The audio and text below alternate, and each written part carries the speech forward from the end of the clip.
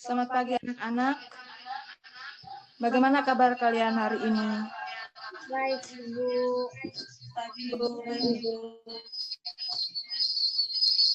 Oke. Jadi sebelum kita mulai kegiatan kita, Ibu minta salah satu siswa untuk berdoa. Di sini Ibu minta anak Siska untuk berdoa. Baik, Ibu dan teman-teman, sebelum kita memulai kegiatan pembelajaran pagi hari ini, kita awali dengan doa. Berdoa dimulai, berdoa selesai.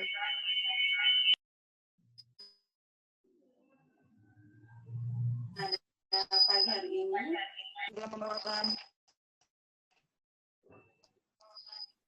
untuk meningkatkan rasa nasionalisme kita, Ibu minta kalian untuk sama-sama bernyanyi salah satu lagu kebangsaan Indonesia.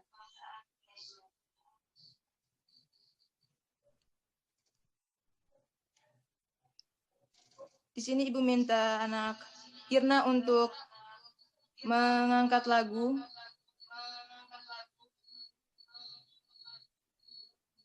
Satu nusa, satu bangsa, satu bahasa kita, tanah air pasti jaya untuk selama-lamanya.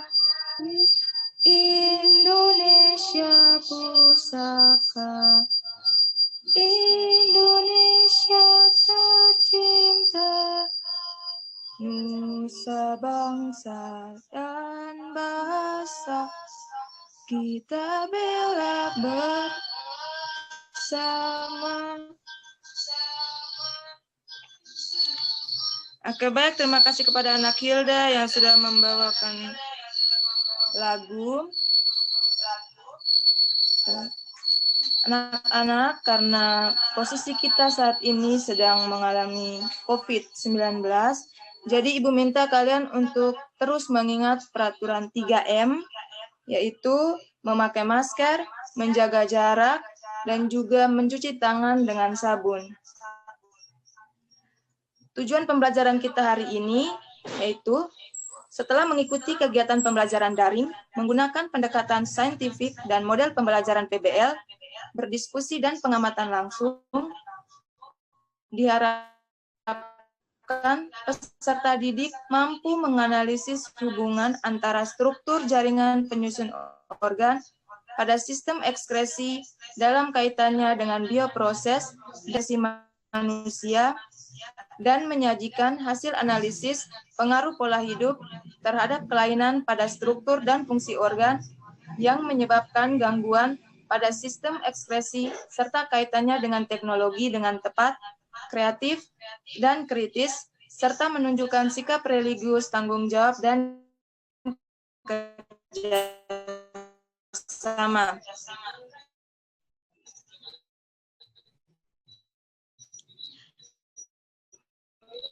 Indikator yang akan kita capai pada hari ini yaitu menjelaskan struktur dan fungsi organ ekskresi manusia, yaitu ginjal.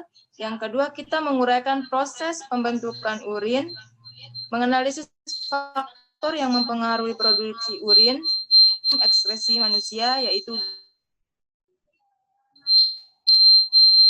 di sini Ibu sudah menyiapkan link video. Di sini Ibu minta anak-anak untuk melihat video ini dan menganalisis apa yang terjadi pada video tersebut.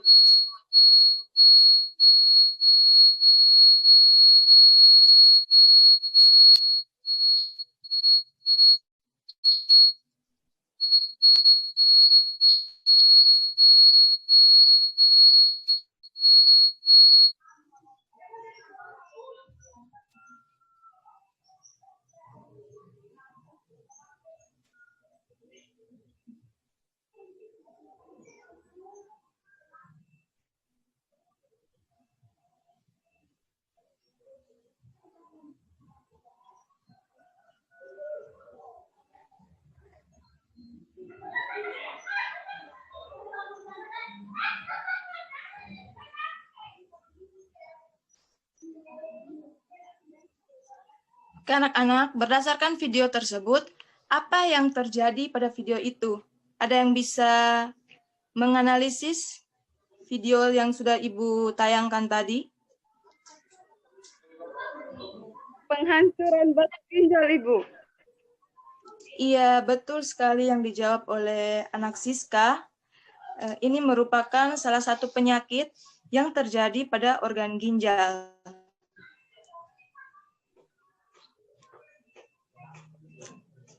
Penyebab dari penyakit ini yaitu karena terbentuknya kristal-kristal yang mengganggu proses pembentukan urin. Hal ini terjadi karena kurangnya mengkonsumsi air putih. Oke, kita lanjut.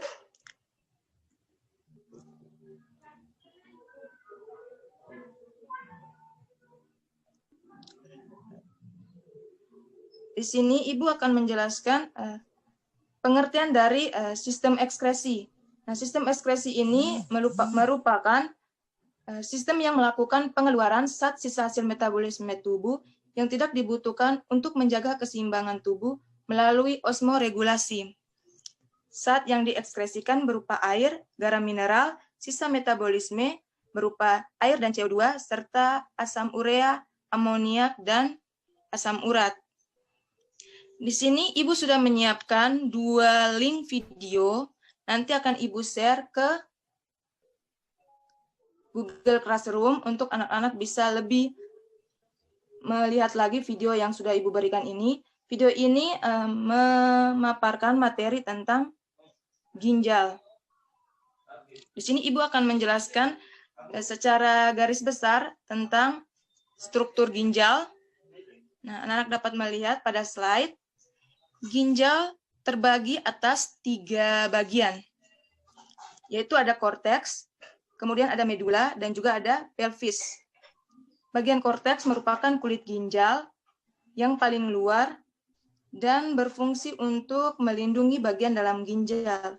Kemudian ada medula, bagian tengah, ini merupakan sumsum ginjal, ini berbentuk kerucut, dan merupakan tempat berkumpulnya pembuluh darah kapiler yang meliputi nefron dan tubulus. Di dalam medula ini terjadi proses pembentukan urin. Kemudian yang ketiga ada pelvis. Pelvis ini merupakan rongga ginjal, muara untuk menampung dan menyalurkan urin ke ureter.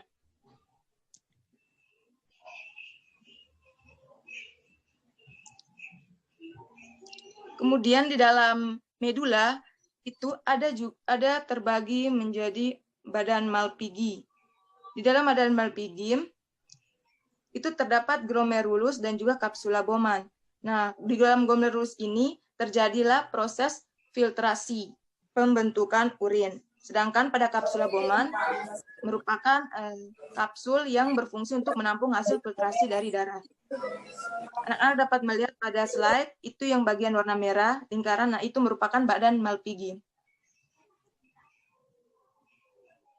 Kemudian, terdapat saluran nefron. Nah, saluran nefron ini terdiri dari tubulus contractus proximal. Anak-anak dapat melihat keterangan pada gambar, tubulus contractus proximal.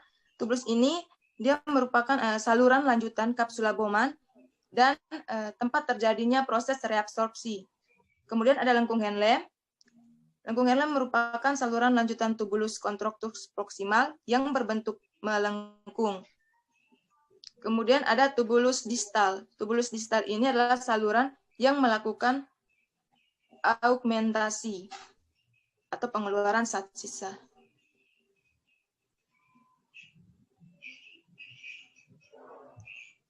Ibu mohon maaf, yang tadi yang di tubulus contractus distal itu dia tempat terjadinya reabsorpsi dan augmentasi. Kemudian pada tubulus collectivus itu adalah saluran nefron yang mengumpulkan urin dari ginjal, dari nefron-nefron yang ada di ginjal. Nah, kemudian ada fungsi ginjal. Di sini ginjal memiliki fungsi menyaring darah, membersihkan racun, penghasil hormon, menjaga keseimbangan air, mengendalikan kadar gula darah, menjaga kesehatan tulang, dan juga memproduksi sel darah merah.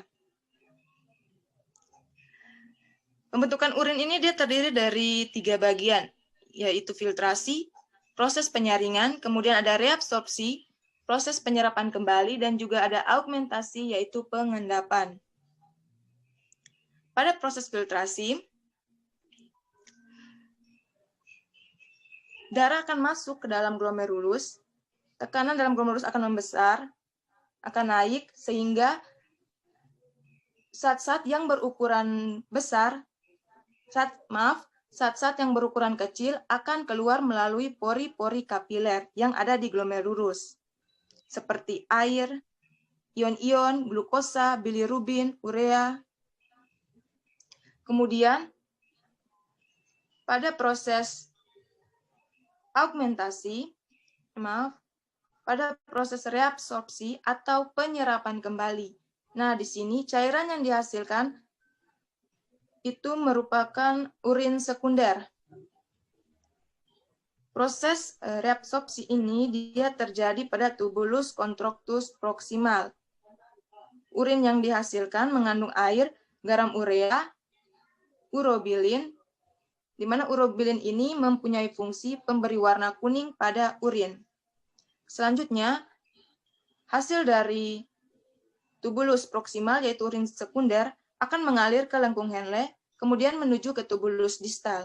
Nah, selama di dalam lengkung Henle akan terjadi proses penyerapan kembali.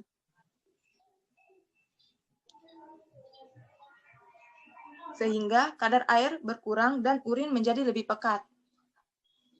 Hasil dari reabsorpsi ini akan menuju ke tubulus contractus distal.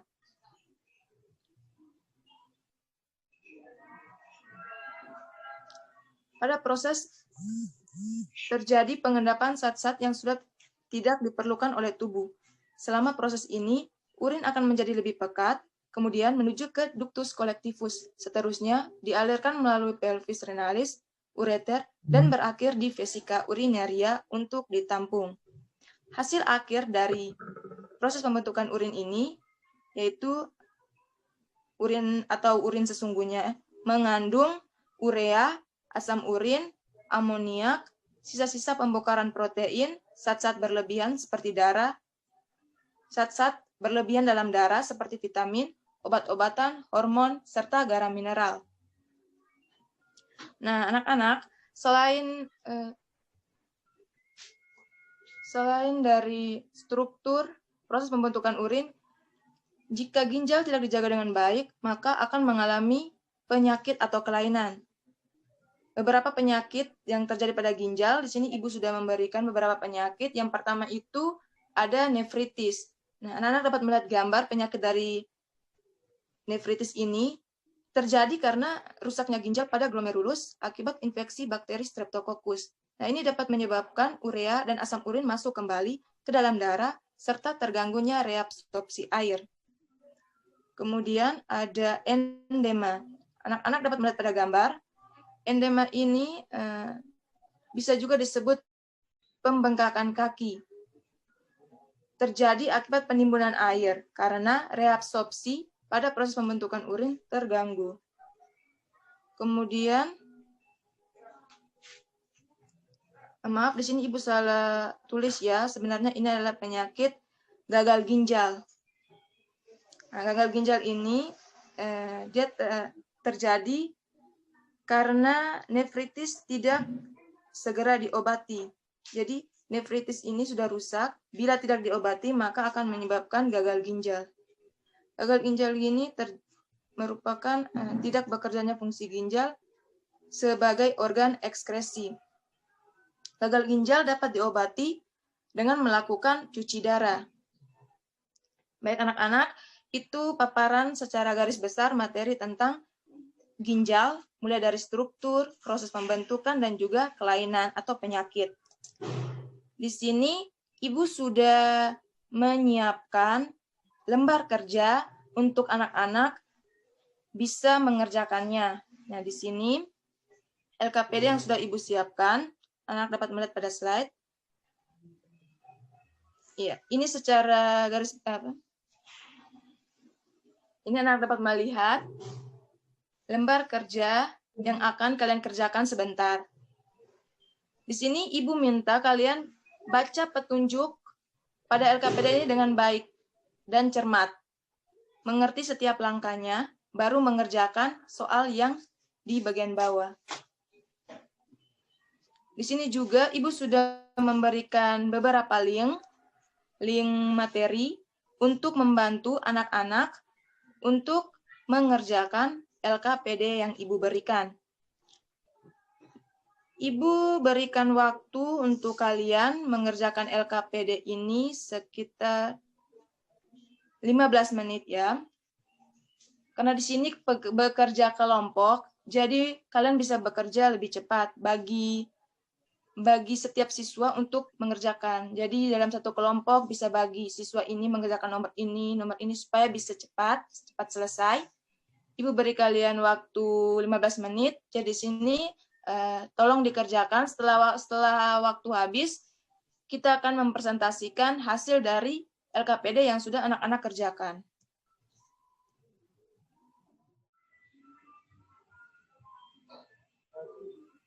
Oke, karena waktunya sudah selesai, sekarang Ibu minta setiap kelompok untuk mempresentasikan hasil diskusinya. Di sini nomor 1, Ibu minta kelompok dari anak Yeni untuk mempresentasikan hasil diskusinya. Anak Yeni. Baik, selamat sore Ibu dan teman-teman. Jadi kami akan memaparkan hasil diskusi kami.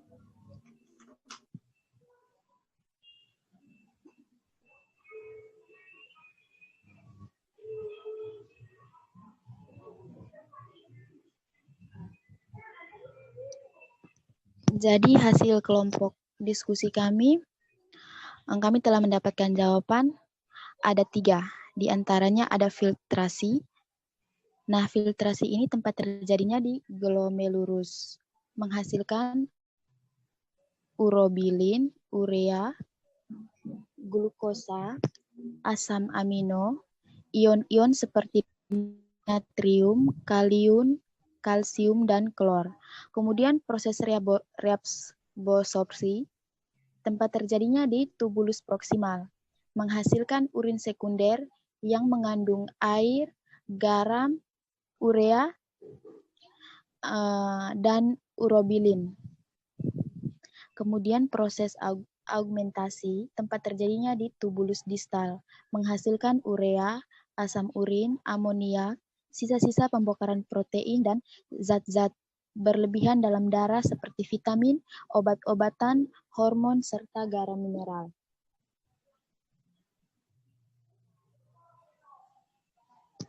Baik, terima kasih. Sekian hasil diskusi kami.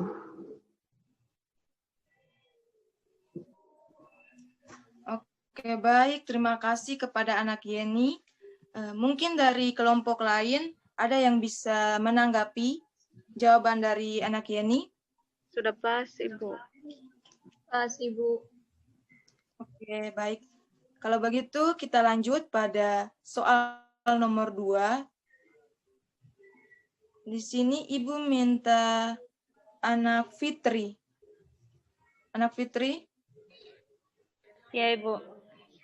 Ya. Untuk jawaban nomor 2, warna urin sering digunakan untuk mengidentifikasi kesehatan seseorang. Nah, yang pertama itu dia tidak berwarna.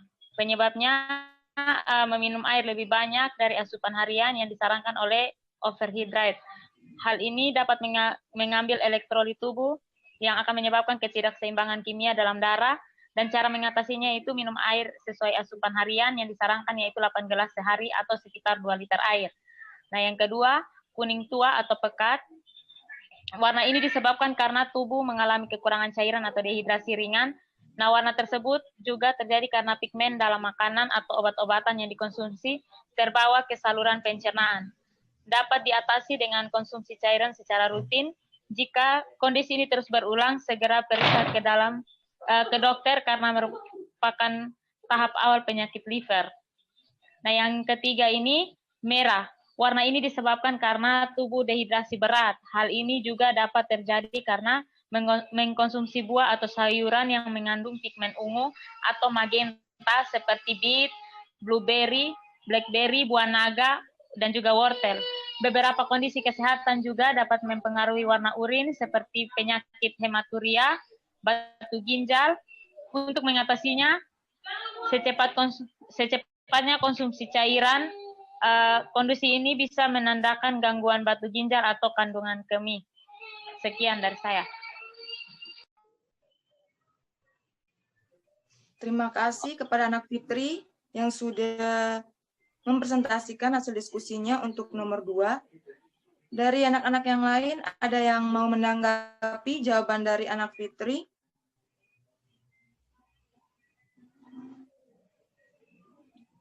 Tidak ada, Ibu. Oke, baik. Kalau begitu, kita lanjut untuk soal nomor 3. Soal nomor 3 di sini tentang analisis faktor yang menyebabkan proses pembentukan urin. Di sini Ibu minta anak Gerardiana untuk mempresentasikan diskusinya. Baik, Ibu dan teman-teman, kami dari kelompok 3, kami akan mempresentasikan hasil diskusi kami, yaitu tentang beberapa faktor yang mempengaruhi pembentukan urin. Yang pertama, zat-zat diuretik. Zat-zat diuretik mampu menghambat reabsorpsi ion Na+, akibatnya konsentrasi antidiuretik hormon atau ADH berkurang, sehingga reabsorpsi air menjadi terhambat dan volume urin meningkat. Yang kedua, suhu. Peningkatan suhu merangsang pengerutan abdominal sehingga aliran darah di glomerulus dan filtrasi turun. Peningkatan suhu juga meningkatkan kecepatan respirasi. Hal ini menyebabkan volume urin menjadi turun. Yang ketiga, konsentrasi dan emosi. Apabila kita tidak minum air seharian, maka konsentrasi atau kadar air dalam darah menjadi rendah. Hal ini merangsang hipofisis mengeluarkan ADH. Hormon ini akan meningkatkan reabsorpsi air ginjal sehingga volume urin menurun. Demikian juga pada saat tegang atau marah dapat merangsang terjadinya perubahan volume urin. Itu saja hasil diskusi dari kami. Baik, terima kasih kepada anak Gerardiana Astarina yang sudah mempresentasikan jawabannya untuk nomor 3. Di sini mungkin dari anak-anak yang lain ada yang menanggapi jawaban dari Gerardiana.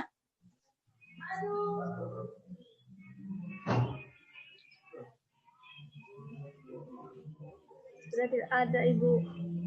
Baik, karena semua sudah jawabannya sama dengan jawaban dari kelompoknya Gerardiana, kita lanjut untuk nomor 4. Di sini nomor 4 soalnya mengidentifikasi penyakit yang terjadi pada ginjal. Di dalam LKPD sudah Ibu berikan, di situ ada 2 macam penyakit beserta gambarnya. Di sini Ibu minta anak Mae untuk mempresentasikan hasil diskusi tentang untuk nomor 4. Anak Mae? Siap, Ibu. Dari hasil diskusi kami, silakan. Yang jawaban pertama, nefritis. Nefritis adalah penyakit rusaknya nefron. Penyebabnya adalah infeksi bakteri Streptococcus. Mengakibatkan masuknya kembali asam urat dan urea ke pembuluh darah atau uremia, serta adanya penimbunan air di kaki karena reabsorpsi air terganggu atau endema. Upaya penanganan nefritis adalah dengan proses cuci darah atau pencongkokan ginjal. Yang kedua, batu ginjal. Gangguan yang terjadi akibat terbentuknya endapan garam kalsium di dalam rongga ginjal, pelvis renalis, saluran ginjal atau kandung kemih. Batu ginjal berbentuk kristal yang tidak dapat larut. Kandungan batu ginjal adalah kalsium oksalat, asam urat, dan kristal kalsium fosfat. Upaya untuk mencegah adanya batu ginjal adalah dengan meminum cukup air putih setiap hari, membatasi konsumsi garam karena kandungan natrium yang tinggi pada garam dapat memicu terbentuknya batu ginjal, serta tidak sering menahan kencing.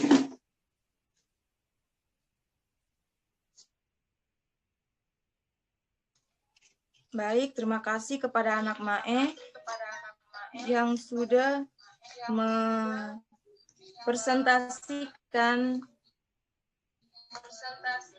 jawaban nomor 5. Dan maaf, nomor 4.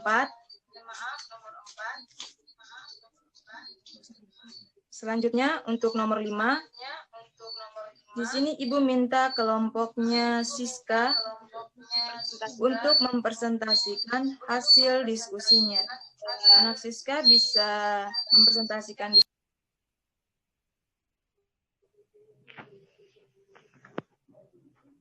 Sudah terlihat.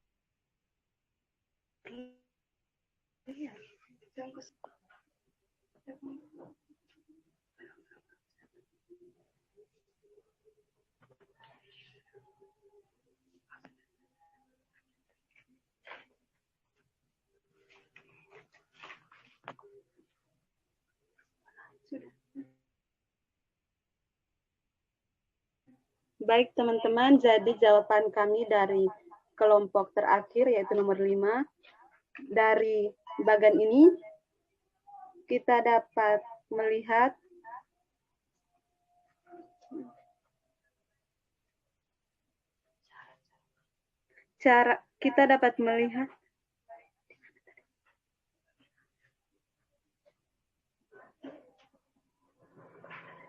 cuci darah merupakan salah satu pengobatan untuk mengganti fungsi ginjal untuk membersihkan racun yang terdapat di dalam darah. Cuci darah disebut dengan hemodialisa atau HD, yang merupakan proses penyaringan atau pembersihan darah melalui suatu alat, kemudian darah yang telah tersaring tersebut dikembalikan lagi ke dalam tubuh. Proses cuci darah berlangsung sekitar 4 jam. Cuci darah perlu dilakukan apabila pasien mulai mengalami stadium akhir gagal ginjal, yakni saat ginjal tidak lagi mampu menjalankan 85-90% dari fungsi normalnya.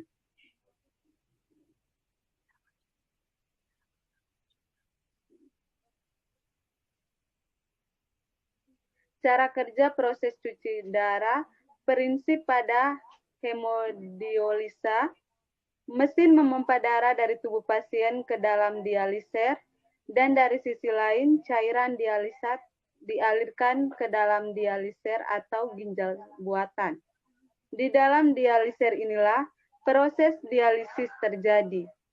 Pada dialiser terdapat 2 kompartemen serta sebuah selaput di tengahnya.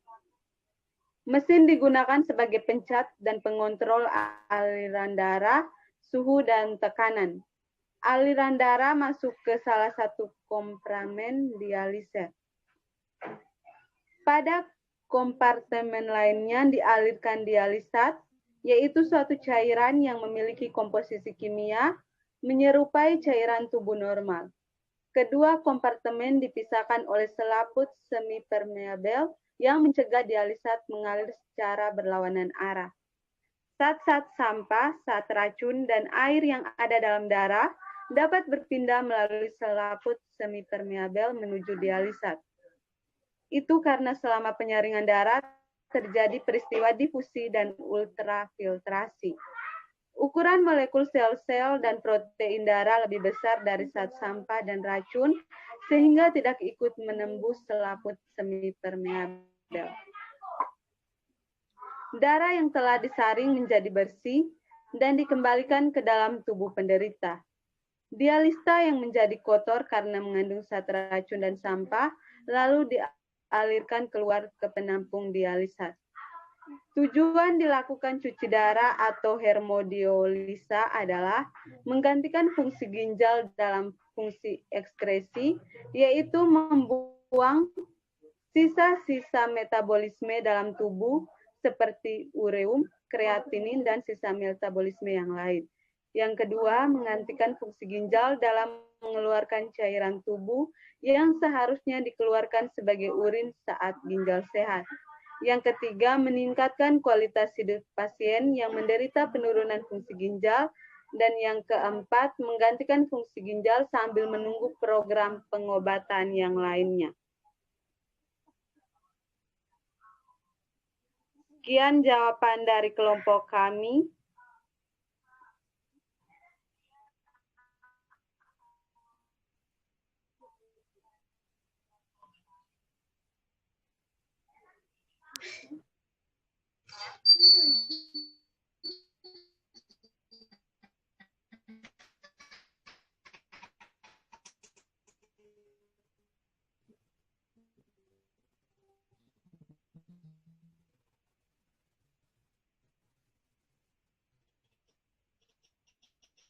Terima kasih kepada anak-anak yang masih bertahan pada kelas virtual ini. Setelah mempelajari materi pada hari ini, mungkin ada salah satu anak bisa memberikan kesimpulan pada pembelajaran kita hari ini.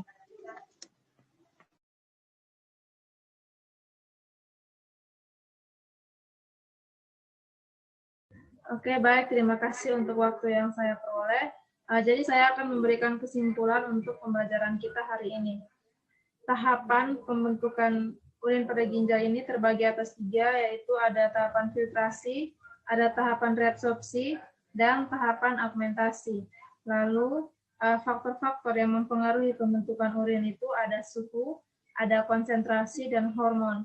Yang terakhir, penyakit yang dapat menyerang ginjal itu ada nefritis, gagal ginjal, dan batu ginjal.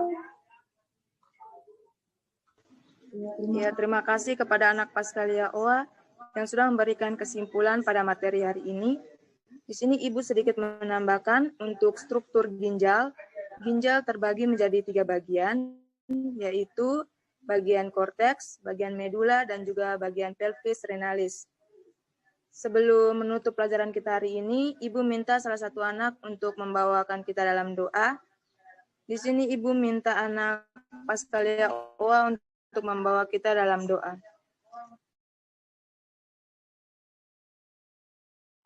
Marilah kita berdoa. Berdoa dimulai. Berdoa selesai. Ya, terima kasih kepada anak Paskalia OA.